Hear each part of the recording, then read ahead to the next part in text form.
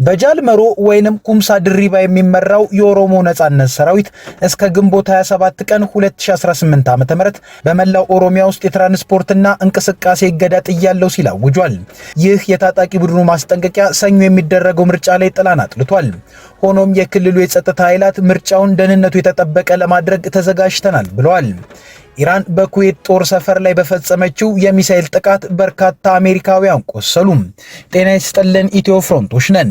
አብራችሁን ስትቆዩ እነዚህን ጉዳዮች በስፋትና በጥልቀት በመረጃና ትንታኔ ትሰማላችሁ። እስከዛው ቻናላችንን ሰብስክራይብ፣ ላይክ እና ሼር እያደረጋችሁ አብራችሁን ቆዩ።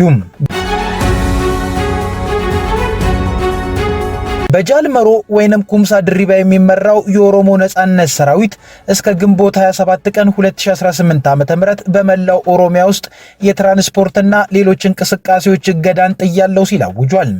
በዚህም ምክንያት ምንም አይነት ተሽከርካሪም ሆነ የንግድ እንቅስቃሴ እንደማይፈቀድና በሰብአዊ ፕሮቶኮል ስር የሚንቀሳቀሱ የተለያዩ አምቡላንሶች ብቻ ከዚህ እገዳ ውጭ እንደሚሆኑ አስታውቋል።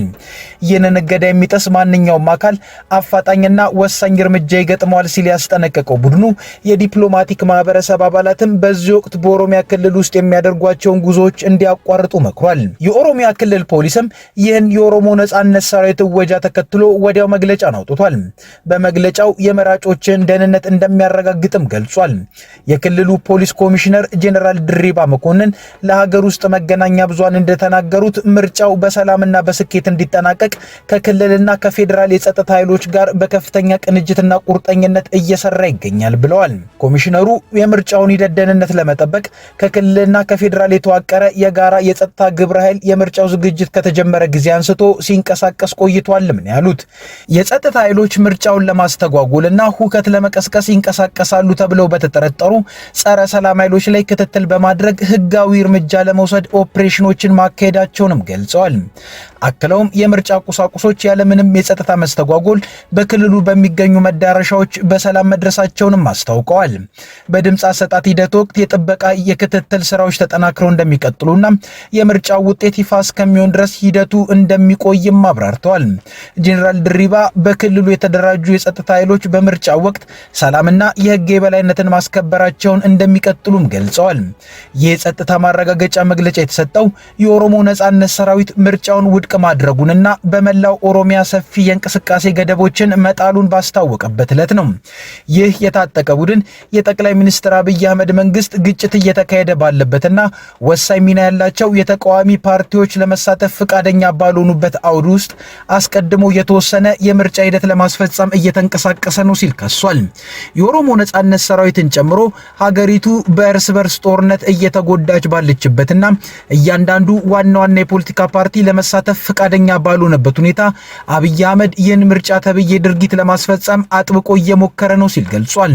ቡድኑ አክሎም የተቋማት መዋቅሩ ራሱ የመረጠው የምርጫ ቦርድን ጨምሮ ምንም አልተቀየረም፣ እንዲያውም ድምጽ ሳይሰጥ የፓርላማ ወንበሮች አስቀድመው ተከፋፍለዋል ሲልም ወንጅሏል። ምርጫው ቅቡልነት የጎደለው መሆኑን የገለጸው የኦሮሞ ነጻነት ሰራዊት እርሱ ወደፊት ለመግፋት እየጣረበት ያለው የምርጫ እውነተኛ ያልሆነ ተውኔት ብቻ ሳይሆን የፖለቲካ ወንጀልም ነው ብሎታል። ይህ የኦሮሞ ነጻነት ሰራዊት ማስጠንቀቂያ የወጣው በአማራ ክልል የሚንቀሳቀሰው የአማራ ፋኖ ብሔራዊ ንቅናቄ አፋብን ከምርጫ ዕለት ቀደም ብሎ ተመሳሳይ የተሽከርካሪዎች እንቅስቃሴ እገዳ መጣሉን ማስታወቁንም ተከትሎ ነው። የአማራ ክልል ባለስልጣናት ማስጠንቀቂያውን ፍርሃትን ለመንዛትና የህዝብን ህይወት ለማናጋት የተደረገ ሙከራ ነው ሲሉ ውድቅ ያደረጉት ሲሆን የጸጥታ እጦት ቢኖርም የመንግስት ስራዎችና የምርጫ እንቅስቃሴዎች እንደሚቀጥሉ አጥብቀው ገልጸዋል። በሁለቱ ትላልቅ ክልሎች ማለትም በኦሮሚያና በአማራ ክልሎች የታዩት እነዚህ ተመሳሳይ ሁነቶች በክልሎቹ የትጥቅ ግጭቶች በቀጠሉበት ወቅት በመሆኑ የምርጫ ተሳትፎ በነጻነት የመንቀሳቀስ መብትና በምርጫው ተአማኒነት ላይ ጥያቄዎችን ጭረዋል። ይህ የትራንስፖርት እገዳ የተጣለው የኦሮሞ ነጻነት ሰራዊትና የአማራ ፋኖ ብሔራዊ ንቅናቄ በኢትዮጵያ የምርጫ ሂደት ላይ ለወራት ሲሰነዝሩት የቆዩትን ትችቶች ተከትሎም የመጣ ነው። መጋቢት 2018 ዓ.ም የአማራ ፋኖ ብሔራዊ ንቅናቄ የፖለቲካ ፓርቲዎች፣ የመገናኛ ብዙሃን ተቋማትና ሌሎች አካላት ከምርጫ ጋር በተያዙ እንቅስቃሴዎች ላይ እንዳይሳተፉ ካስጠነቀቀ ከአንድ ሳምንት በኋላ የኦሮሞ ነጻነት ሰራዊትም በተመሳሳይ ሁኔታ ምርጫው ተአማኒነት የለውም ሲል ውድቅ ማድረጉ ይታወሳል። አዲስ ስታንዳርድ ቀደም ሲል ባደረጋቸው የምርጫ ሁኔታ ግምገማዎች በሁለቱ ክልሎች በምርጫ ሂደቱ ተወዳዳሪነትና አካታችነት ላይ በከፍተኛ ሁኔታ ተጽዕኖ ሊያሳድሩ የሚችሉ ሁኔታዎች የተጋረጡባቸው መሆኑንም አስገንዝቦ ነበር።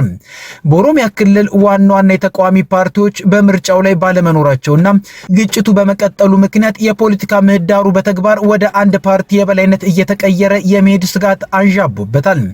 በአንጻሩ በአማራ ክልል ያለው ቀጣይ ጣፈንታ ደግሞ ከጊዜ ወደ ጊዜ እየተባባሰ በመጣው ግጭት በተቃዋሚ ፖለቲከኞች መታሰር እንዲሁም በነጻነት የመንቀሳቀስና የፖለቲካ ስራዎችን የመስራት እድል በእጅጉ በመጥበቡ ምክንያት አሳሳቢ መልክ ይዟል ሲል ዘገባው አትቷል። በአማራ ክልል ሰሜን ወሎ ዞን የአንጎት ወረዳ ብልጽግና ፓርቲ ጽህፈት ቤት ኃላፊ ተመስገን ያረጋል የወረዳው አስተዳደር ሰርጎ ገብ ባላቸው ታጣቂዎች ጥይት ተመተው ህይወታቸው አለፈ። ተመስገን በጥይት የተመቱት ስራቸውን ሲያከናውኑ ውለው ለረፍት ምሽት ላይ ወደ ቤታቸው ሊገቡ ሲሉ መሆኑን የወረዳው አስተዳደር ገልጧል። ኃላፊው ላለፉት 21 ዓመታት በተለያዩ ኃላፊነቶች ላይ ማገልገላቸውን የጠቀሰው የወረዳው አስተዳደር የኃላፊው የቀብር ስነ ስርዓት በአንጎት ወረዳ አሁን ተገኝ ከተማ ተከስቴ ቅድስት ስላሴ ቤተክርስቲያን ትላንት ቅዳሜ መፈጸሙን ገልጿል። ይህ የአመራሩ ጥቃት የተፈጸመው ሰኞ ዕለት አጠቃላይ ሀገራዊ ምርጫ ይካሄዳል በተባለበት ጊዜና በክልሉ ያሉ ግጭቶች ይበልጥ ማገርሸታቸው እየተነገረ ባለበት ጊዜ ነው።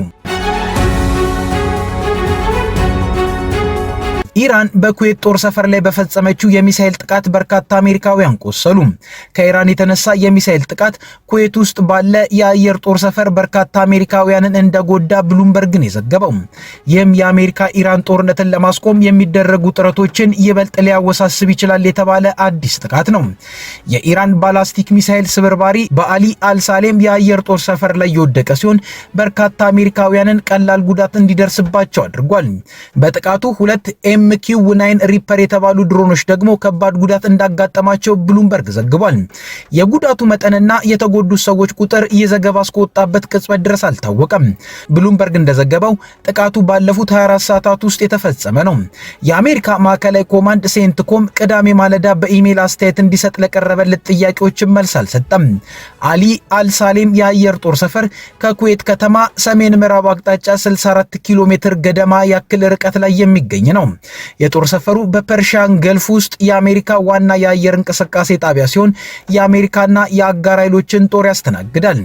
በዚህ ሳምንት የአሜሪካ ጦር የመከላከያ ጥቃት ሲል የጠራውን 2 ዙር ጥቃት በኢራን ላይ ፈጽሟል። ጥቃቱ ባለፈው ሚያዝያ የተደረሰውን የተኩስ አቁም ስምምነት ለማራዘም የሚካሄዱ ውይይቶችንም ሊያበላሽ ይችላል።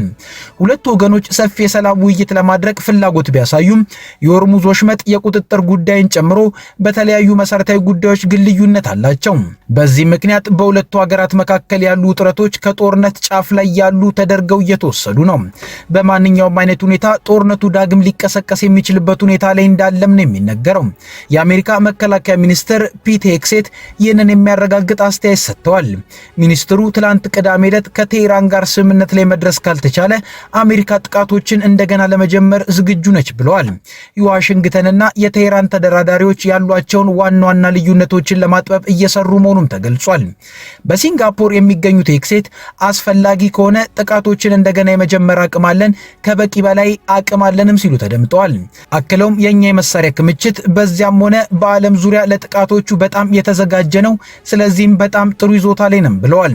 ሄግሴት በእስያ የመከላከያ ሚኒስትሮች አዛዦችና ዲፕሎማቶች በተገኙበት የሻንግሪላ ጉባኤ ላይ ንግግርን ሲያደርጉ አሜሪካ ከኢራን ጋር ግጭት ውስጥ ብትገባም ለእስያ ፓሲፊክ ቀጠና ጀርባዋን እንዳልሰጠች ተናግረዋል። በአንድ ጊዜ 2 ነገሮችን ማድረግ እንችላለን። የመከላከያ ኢንዱስትሪዎቻችንን በከፍተኛ ሁኔታ እያስታጠቅን ስለሆነ ሁሉም የዘመቻ እቅዶቻችን በዓለም ዙሪያ በአግባቡ እንደሚሳለጡ ለማረጋገጥ በቅርቡ በ2 እጥፍ 3 እና 4 እጥፍ መሳሪያዎችን እናመርታለን ብለዋል። የፔንታጎን ኃላፊው የአሜሪካው ፕሬዝዳንት ዶናልድ ትራምፕ ታጋሽ እንደሆኑና ኢራን የኒውክሌር ጦር መሳሪያ እንዳታገኝ የሚያረጋግጥ ትልቅ ስምምነት ማድረግ እንደሚፈልጉም ተናግረዋል። አርብ ዕለት ትራምፕ የኢራንን ጦርነት ለማስቆም በሚያዝያ ወር መጀመሪያ ላይ የተደረሰው የተኩስ አቁም ለተጨማሪ 60 ቀናት ለማራዘም በሚያስችለው ስምምነት ላይ የመጨረሻ ውሳኔ ለመስጠት ተሰብስበው የነበረ ቢሆንም ውሳኔው ሳይገለጽ ቀርቷል። የአሜሪካው ፕሬዝዳንት ዶናልድ ትራምፕ አርብ ዕለት ከረዳቶቻቸው ጋር ከኢራን ጋር የተኩስ አቁም ለማራዘም ስለተደረሰው ስምምነት ተገናኝተው ቢወያዩም ቀጣዩ እርምጃ ምን መሆን እንዳለበት ግልጽ ሳይሆን መጠናቀቁ ተገልጿል። ፕሬዝዳንቱ ኢራን የኒውክሌር ጦር መሳሪያ ወይንም ቦምብ እንደማይኖራት የሆርሙዝ ወሽመጥ ዳግም ሲከፈት ያልተገደበ የመርከቦች ፍሰት በሁሉም አቅጣጫ እንዲኖር መፍቀድና ማንኛውም በውሃ ውስጥ የተቀመጠ ፈንጂ መወገድ እንዳለበት መስማማት ይኖርባታል ብለዋል። ስብሰባው የተካሄደው በዋይት ሃውስ ውስጥ በሚገኘውና ትልቅ ቀውሶች ሲያጋጥሙ በሚሰበሰቡበት ሲቹዌሽን ሩም ውስጥ እንደነበርም ተገልጿል። ኢራን አስቀድማ የኒውክሌር ፕሮግራሟ ሙሉ በሙሉ ለሰላማዊ አገልግሎት እንደሚውል ተናግራለች። ሐሙስ ዕለት ሁለቱ ሀገራት በመግባቢያ ሰነዱ ማዕቀፍ ዙሪያ መስማማታቸው ተገልጾ የትራምፕና የኢራን አመራር ይሁንታ እየተጠበቀ መሆኑን የአሜሪካ ባለስልጣናት ተናግረው ነበር። ስምምነቱ የተኩስ አቁሙን በ60 ቀናት የሚያራዝምና በኢራን የኒውክሌር ፕሮግራም ዙሪያ ወደፊት ለመነጋገር የሚል እንደነበር ተገልጿል። የዋይት ሃውስ ባለስልጣናት በአሜሪካ ለቢቢሲ አጋር ሲቢኤስ ኒውስ ፕሬዝዳንት ትራምፕ ለአሜሪካ ጥሩ የሆነና ቀይ መስመሩን የማያልፍ ስምምነት ይፈጽማሉ፣ ኢራን የኒውክሌር ጦር መሳሪያ በጭራሽ ሊኖራት አይችልም ሲሉ ተናግረዋል። በሚያዝያ ወር መጀመሪያ ላይ የተኩስ አቁሙ በሁለቱ ሀገራት መካከል ተግባራዊ ከሆነ ጀምሮ ትራምፕ በተደጋጋሚ ከኢራን ጋር ከስምምነት ለመድረስ መቃረባቸውን የተናገሩ ቢሆንም እስካሁን ድረስ ግን ተጨባጭ ውጤት አልታየም። አርብ ዕለት ትራምፕ በማህበራዊ ሚዲያ ገጻቸው በሆርሙዝ ወሽመጥ ላይ የጣሉትን እገዳ ለማንሳትና በወሽመጡ ውስጥ መንቀሳቀሻ አጥተው የቆሙ መርከቦች ወደ ቤታቸው ማምራት እንዲጀምሩ ለማድረግ ዝግጁ መሆናቸውን ተናግረው ነበር። አክለውም አሜሪካ የኢራንን የተብላላ ዩራኒየም እንድታስወግድና እንድታወድም እንድትፈቅድም ጠይቀዋል። እምብዛም አስፈላጊ ያልሆኑ ሌሎች ጉዳዮች ላይ ተስማምተናል በማለት ቀጣዩ እርምጃ እስኪታወቅ ድረስ ምንም ስምምነት አይኖርም ሲሉም አክለዋል። በኋላ ላይ ዋይት ሃውስ ለቢቢሲ በሲቹዌሽን ሩም ሲካሄድ የነበረው ስብሰባ መጠናቀቁን አረጋግጧል። ባለስልጣናት በስብሰባው ላይ ስለተነሱት ጉዳዮች ተጨማሪ ማብራሪያ ከመስጠትም ተቆጥበዋል። የኢራን ፋርስ ዜና ወኪል የትራምፕ አስተያየት የሐሰትና እውነት ቅይጥ ነው ሲል አስተያየት ሰጥቷል። የዜና ወኪሉ በመግባቢያ ስምምነቱ ላይ የኒውክሌር መሳሪያዎችን ስለማውደም የቀረበ ምንም ነገር የለም ብሏል። የኢራን ውጭ ጉዳይ ሚኒስትር ቃል አቀባይ እስማኤል ባጋይ ለሀገር ውስጥ ቴሌቪዥን ጦርነቱን በማስቆም ላይ ያተኮረ ውይይት ተደርጓል፣ በኒውክሌር ጉዳይ ምንም ድርድር የለም ሲሉ ተናግረዋል። ከኢትዮ ፍሮንት የዛሬ ጉዳዮቻችን እነዚህ ነበሩ። አብራችሁን ስለቆያችሁ እናመሰግናለን። ቻናላችንን ሰብስክራይብ አድርጉልን። መልካም ጊዜ